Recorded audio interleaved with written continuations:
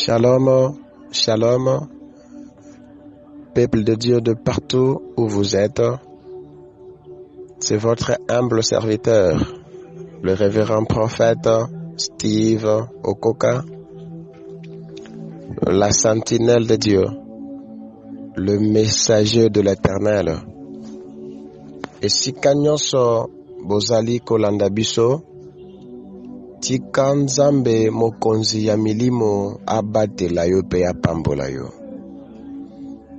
De partout où vous nous suivez, n'importe quelle ère ozolanda biso, ezala ovandi na kanape na yo, ezala ovandi na kiti na yo ya musala, ezala ovandi na salon, na chambre à coucher. Je vais seulement vous dire que Nzambe ayebi yo na kombo na yo. Na pamboli Nzambe pona moma malamu oyo apesi ngai ya kopartage na yo maloba na Nzambe pe message moko munene oyo mokonzi ya milimo nyonso Nzambe mokeli apesi nga. Avant que nakota napesa yo message oyo Nzambe apesi nga, je vais seulement compris ensemble avec toi. Nzambe merci pona moma malamu opesi nga, pona opportunité ya boye o salinga ngolu yango na pamboli na moma oyo. Zala liboso na biso Nzambe na bomoi, na sima mobateli pe mobikisi. Tika ete maye nyonso tokoloba ezalaka pona tina ya kombo na yo. Nzambe na bengani oyo nyonso ezali kotosa kombo na yo te, ezala musika na biso na kombo na Yesu Kristo. Pambola mutu nyonso Nzambe na bomoi oyo azwi libaku ya kolandanga, ata aza na mbeto ya hôpital, ata aza na bureau na ye, ata aza na salon avandi, ata azali wapi, olobi na makomi na yo ke loboko na yo eza musika te mpona kosimba ba oya yo. Simbelanga bango nyonso na kombo na Yesu Kristo. Na arrete nyonso Père de gloire oyo ezotosa seigneurie ya kombo na yo te, ezala anéanti na kombo na Yesu Kristo nde nasambeli bongo. Amen. Bien-aimé dans le Seigneur, shalom encore une fois de plus. Na pamboli yo mutu ozwi libaku ya kolandanga, nazwi message kowuta epa Nzambe mokeli, Nzambe na bikamwa, Nzambe ya alliance, Nzambe oyo azali kosala makambo ezolekela misu ya bato, Nzambe na bomoi, Nzambe ayebi te, ayebi posa ya motema na yo, ayebi ke okomi na suka, ayebi ke tu ne sais où partir, ayebi ko gêner, ayebi ko saliba sacrifice. La Bible me dit le silence de Dieu est synonyme et absence na yete. Nalingi na pesa yo message oyo Nzambe apesinga. Bien-aimé dans le Seigneur, nalinga koleka na mediate, nalinga koleka soki mokonzi apesinga message de la part na ye. Napesi na pamboli mwana ngai Pasteur Henri wazana États-Unis. Napesi mwana nga mama a Marlène wazana France. Na pamboli pasteur nangai mon fils Pasteur Charles azana Allemagne. Na pamboli une très grande servante de Dieu, la bouche autorisée de Dieu, Egdosi Mangi, que mon Dieu te bénisse, une servante de Dieu puissante. Na pesi bato nyonso de partout pe na pamboli bino. Nazalaki na profondeur ya prière ensemble, na ba intercession nanga. Je priais pour mon pays RDC. Nzambe afungoli ngai misu, alobi lo sambo ozali kosambela kaka pona mboka na ote, sambela pona monde entier. Bien-aimé dans le Seigneur, pendant que je priais, namoni likolo mobimba ekomi molili. namoni seulement une petite partie des bandits éclairés. Namoni mbula ya mabanga e bandiko kita na mokili mobimba. Natuni ya wenzambe, pourquoi mokili est comme noir? Et puis moi, une petite partie ezopé sa lumière. Et puis pourquoi pe mbula ya mabanga ezobeta? Mokonzi aza koloba na ngai.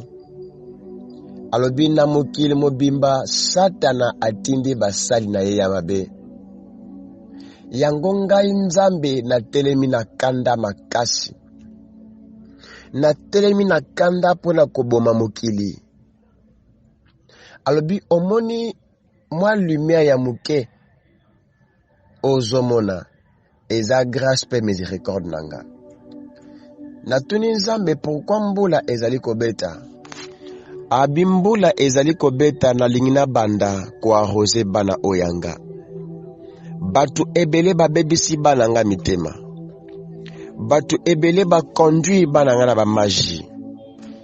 Na ba obsession. Bazo conduire bana nga mabe soi-disant basal na nzambe. Bo permette ngai pona lingi koloba message correctement on nzamba pesinga. Alobi na tindio na mokili mobimba oyebisa bana nga. Ngai nzambe naza pona bango. Pe fin du monde komi pembeni. Ezana batu o nga nzambe na pesa bango bilaka. Nga nzambe na kosaka te. Me bakutani na batu o bana nzambe te. Ba désorienté ba vina bango. Lelo bakomi na pasi. Lelo bakomi kolela. Bakomi kotuna nzambe wapi yo. Bakomi kotuna nzambe wapi libala oyo laka ngai. Bakomi kotuna nzambe pourquoi maladie oyo nazo gêner. Nazo pesa ba offrande ezali kosila te. Pourquoi mobali oyo soka ye na vie na ngai soki na beti lisola libala fa kende libela. Pourquoi ba maladie oyo ezalaka bato mikolo kobelaka nango ba cancer, ba diabète, ba prostate. Lelo ekoma koboma ba jeune garçon, ba jeune fille. Samba ebisinga kende. Kobomba message oyo na peshi yote. Mutu nyoso akoyoka message oyo. Asenga nzambe pardon. Po apesi matoi na ye na basali ya nzamba lokuta. Bakolisi babungisi kondima na pendake nga nzambe na osala tina moya lelo. Yaya nzamba tindinga pona yo. Na pamboli bana nga mobimba ba partout au monde. Lelo tozali kwa enregistrer plus de 82% ya ba témoignage. Na pesi mbote na mwana nga mama Henriette en mboka ya Belgique. Asali pendant 17 ans de mariage. Azwaka mwana te. Abzwingai ayutngara ndengo yokingai abeninga. Na bise mama Henriette nzamba abisinga boy abisinga papa. Na kuta na basala nzambe. Kutu motema na ngai ezoka. Na yebite. Nalobi batu nyoso bandenge mokote. Naza mwana ya apôtre Augustin Mwimpe motokana na nzambe. To fabrika kabika mote landaka principe nzambe. Auti ko benga nga ya pa 3 jours. Nzambe na nga pese ma passe. Masali pendant 17 ans de mariage. Auzwa banate. Nzamba tindinga pona yo. Il est vrai. Okoloba kete bozalaka kabongo. Je suis le responsable. Il y a ministère grâce divine. Naza représentant de garde. Il y a des gens qui témoignent la grandeur de Dieu. Yaya tika tembe. Yoka message o nzamba pesinga pona yo. Naye kotala nzamba bisinga tala. Namoni batu bakangami ebele na bandako ya mike. Na kati wana batu bana posa ya bana bazali. bato bana posa ya libala bazali, bato bana posa ya misala bazali, bato bana posa ya mukanda bazali, bato bana ba malade incurable. Nzamba ebisinga kende loba na bango, mutu nyonso akoyoka yo, okosala okoyebisa ba directive o nga Nzambe na ebisi yo. Soka tosi yango, peu importe malade azanango, peu importe problème ozanango, na ye na kati ya media te pona kosala ba aventure te, na ye na kati ya media te pona koluka mbongo te, na ye na kati ya media na message o Nzamba apesi ngai. Nzamba apesi nga pona problème na yo. Ce n'est pas pour rien que tu as eu le temps de m'écouter et de m'entendre. Nzamba apesi nga na Psaume 103 verset 3, qu'il est un Dieu qui guérit toutes les maladies et qui pardonne toutes les iniquités. Crois que cette fois-ci, cette maladie ne te tuera pas. Te maladi wana na kombo na Yesu Masia ekoboma ote. Ata batia vi na ona mulangi. Ata omona ka sorte nyonso ya ba mari de nuit.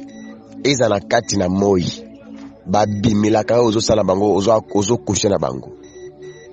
Ata wana maladi ya sida. Wana maladi ya prostate. Makambo simba kati. Nzamba ebisinga. C'est question seulement d'écouter la voix de Dieu. Il est vrai qu'il y a des personnes qui passent que vous écoutez. Mais Nzamba tindinga pona yo.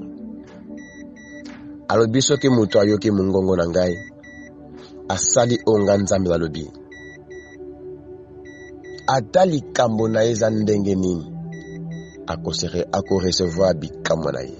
Yaya, Nzambe anabomo. Yo mutu zali kolandanga, wana problème grave na kati ya foyer na yo. Libala na yo elingi kufa. Wana problème sérieux na kati ya musala na yo. Wana problème sérieux na kati esika ozo sala. Nzamba telemi pona yo. Benga na numéro oyo.